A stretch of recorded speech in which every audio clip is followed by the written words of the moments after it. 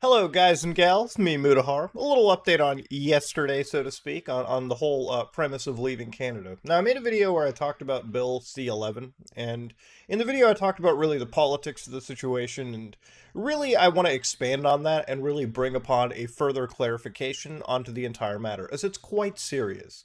Now, generally when it comes to these videos, the comment sections become completely riddled with, like, just deviating from the point, so to speak. So I don't want to get into the ideas of censorship. I want to just bring up what exactly is something part of this bill, right? Like I want to actually get into it. I don't want to involve anything, any name calling, any mudslinging, any of that BS. We got to get right to the facts, so to speak. Now, when it comes to Bill C-11, when it comes to laws, all right, when it's something that I've always said about laws, vagueness is very, very bad, all right? Obviously, with a lot of laws, you have to be very defined so that their powers cannot be used beyond their intended scopes, so to speak. Now, of course, defining a law so verbosely, so hard, all right, is often a challenge. But to get into this law, to get into the idea of online broadcasting, we have to really clarify on what broadcasting is, okay?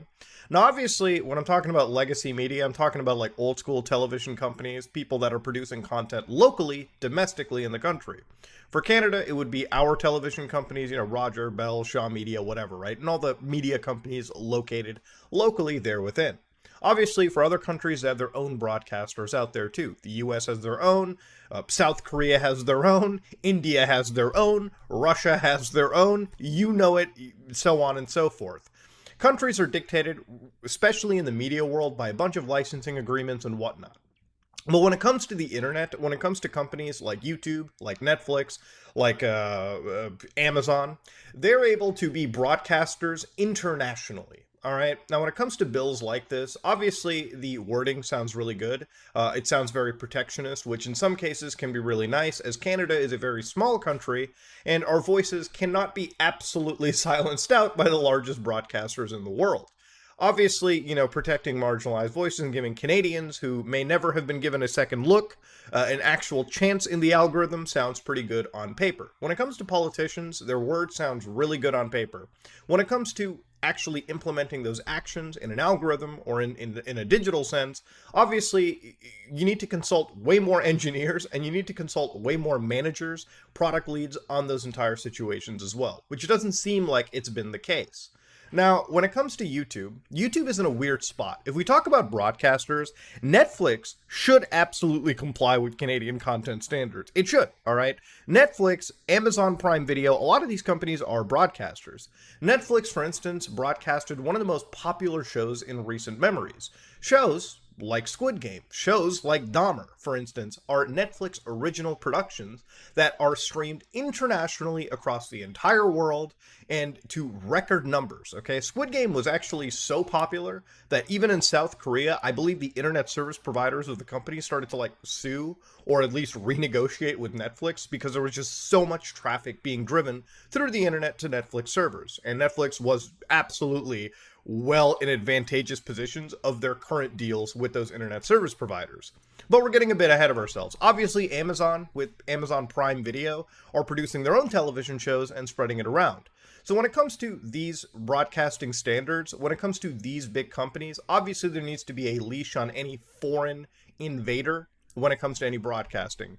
When it comes to YouTube, for instance, one of the things that, by the way, I just want to stress for the record, when YouTube emails us about Bill C-11 and getting in touch with our politicians, I don't understand why a multi-billion-dollar company is oftentimes pestering its creators to go out of their way to drive down to Ottawa or email these people for by themselves. YouTube, you're a multi-billion-dollar company. I would think that YouTube Canada, Google Canada has enough lawyers and legal teams and lobbying money to do what we do at a far more effective capacity. But of course, YouTube hits us up and they basically are in a weird position.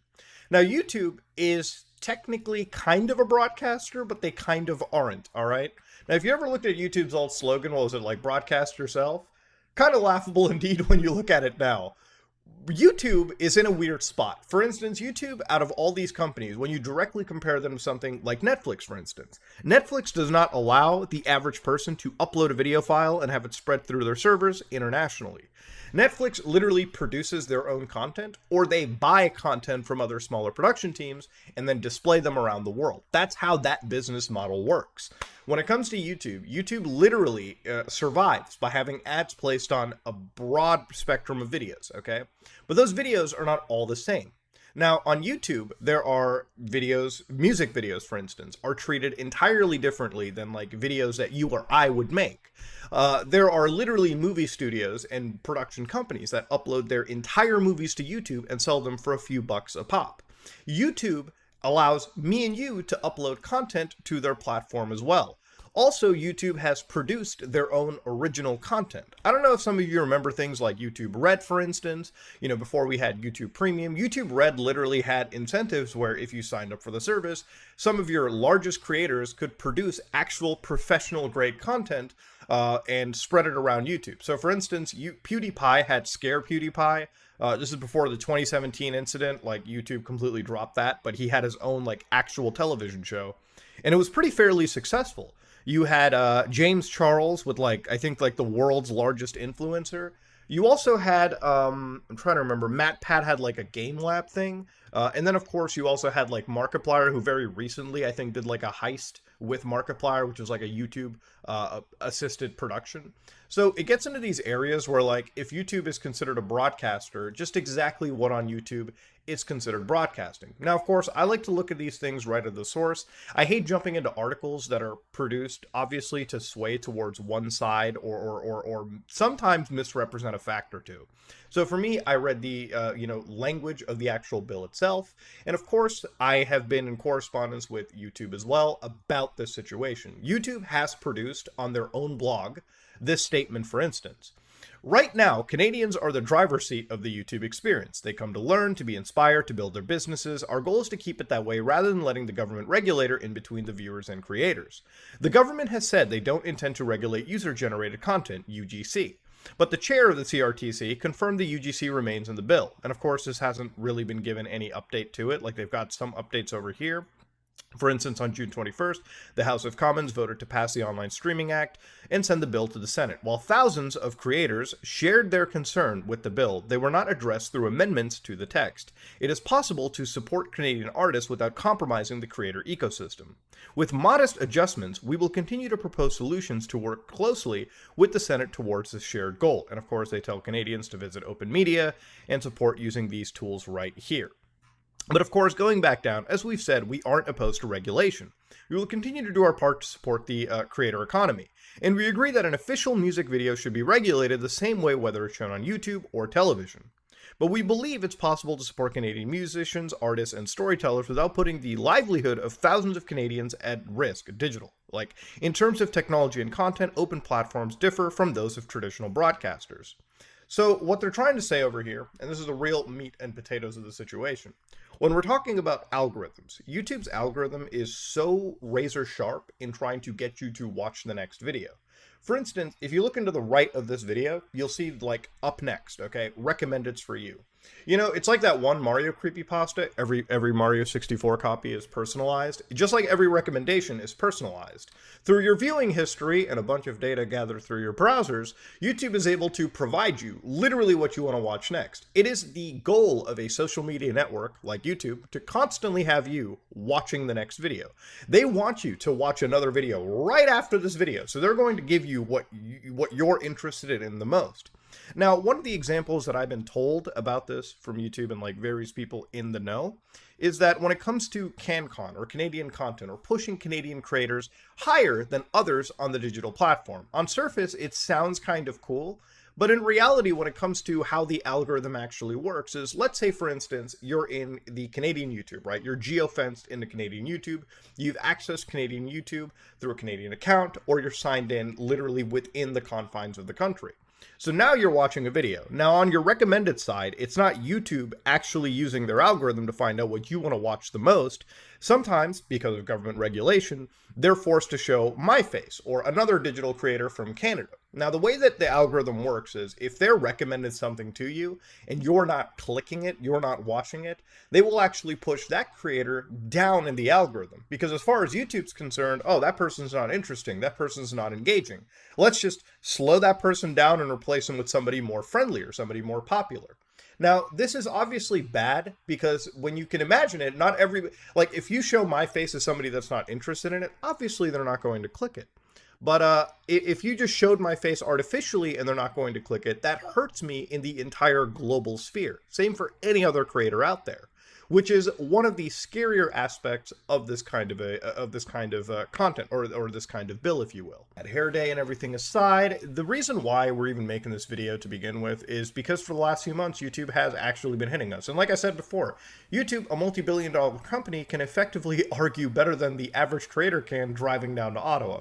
But of course, let's just dive into it, okay? Now, when it comes to these kind of algorithmic controls, obviously YouTube has been emailing us about this. YouTube has said it's not something they entirely agree with, and it's true. I think that UGC needs to be explicitly defined in law, because if it is not defined in law and if it's left vague, you know, potentially the blowback could hit the average creator, and that's where you get into like the whole arguments of censorship and whatnot. The point is, all right, this is not necessarily the most evil law ever. Obviously, there's some altruistic intentions, but the way that it's actually applied right now and the way that some things are left intentionally vague could possibly harm a creator going down forward. And obviously, YouTube is not telling the creators out of this for their, you know, just because they're the nice guys or they really do genuinely care that much about you. I'm sure YouTube cares about its creators, but obviously YouTube hurts when their, you know, precious algorithm has been touched and tainted by a government regulator. So effectively, like I said before, YouTube's goal is to keep you watching video after video after video after video. But if it turns out their algorithm is intentionally compromised or something prevents them from doing that, it hurts their bottom line. Canada is still a massive country for people watching and consuming content, and when you create an algorithmic barrier that hardens that or toughens that up or makes it challenging for YouTube to achieve it, obviously they're going to be kind of shitting bricks too about the situation. I think what's scarier for YouTube is if this law passes in Canada, this could be something that may be replicated in the European Union, could be replicated in Great Britain, could be replicated even in the United States or other countries abroad, which could seriously harm YouTube's bottom line if every country starts to treat them as a broadcaster and regulates them and controls the amount of content on their platforms. This is something that obviously scares the crap out of YouTube. And of course, because it scares the crap out of YouTube, some of the emails that they've been sending to the creator obviously scare some of the crap out of those Canadian creators as well too. Ladies and gentlemen, when it comes to laws regarding Canadian content, I think one of the big benefits could be, hey, maybe if we had some government portal, you know, like a federal portal or a provincial portal that would allow us to maybe upload our videos, upload our titles, descriptions, you know, a general explanation of our video, or even our entire channel, and get some form of a Canadian content UGC exception that we could upload to our YouTube channels as proper PDFs, have them, you know, I guess renewed yearly, if you will, to properly exempt us would be kind of the one stopgap, maybe. But it gets into a tough situation where, like, what creator can be considered a broadcaster or just some sole guy at their house? Obviously, defining these things are very tough. Coming up with a solution can be tough, but I think it's achievable. You know, at the end of the day, if this law passes, there needs to be some level of there needs to be some easy way of the average person complying and meeting with Canadian content standards versus having like access to legal teams and whatnot. I think having some form of a government portal might be a stopgap, might be something that could be feasible for the average creator out there. But we'll see. You know, we really will. We have to play these things entirely by ear. But I wanted to create this update because I felt like it was important, and I just really wanted to get to the meat of the matter to begin with. And I wanted to specifically source the bill itself. And I really wanted to talk about the bill necessarily, and I wanted to just bring the updates from YouTube itself. Literally, look right at the source, call it a day. And yeah, anyways, this is me, Mutahar, and I'm out. I got a video later today about me scamming myself. Get excited.